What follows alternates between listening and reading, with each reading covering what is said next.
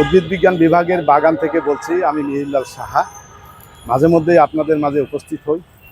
সবসময় নিজের ছবি দিয়ে ফুল দিয়ে আপনাদের সামনে হাজির হই। আজকেও হয়েছি।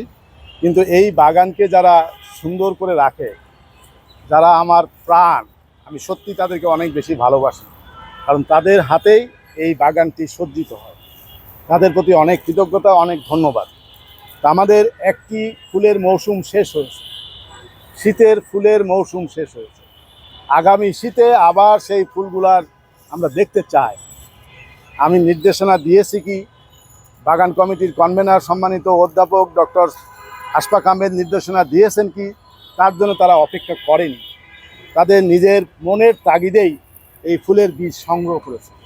এটাই হওয়া উচিত। আমরা ফুলের চারা খুব কম কিনি, এই বীজ থেকে বেশিরভাগ চারা। বলেন তো এটা কি ফুলের চারা? এটা বীজ গ্যান্দা। হ্যাঁ, এটা চাইনিজ গ্যান্দা। তাহলে এই বীজগুলো দিয়ে আগামী বছর শীতের গাঁদা ফুল দিয়ে সাজানো হবে। এটি অ্যান্টিরিনাম মেজাস, যেটা আমি দেখিয়েছি। ফুলটা দুই ভাগে ভাগ হয়। স্ন্যাপড্রাগনের বীজ। এটি কসমস, বর্ষার কসমস। এই যে এখন লাগানো হবে, এটিরই বীজতলায় ফেলে চারা তৈরি করে বাগানকে বর্ষার কসমস দিয়ে সাজানো হবে।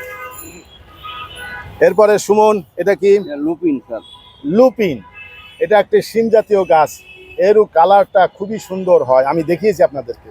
এটা সেই লুপিনের বীজ আগামী বছরের জন্য সংরক্ষিত হচ্ছে। এটি ক্যালেন্ডুলা, শীত মৌসুমের আরেকটি আকর্ষণীয় ফুল ক্যালেন্ডুলা। এই ক্যালেন্ডুলার বীজ, এই বীজেই লুকিয়ে আছে আগামী দিনের ক্যালেন্ডুলার গাছ। আমার মালিদের দিয়ে বলি, সুমন, জসিম,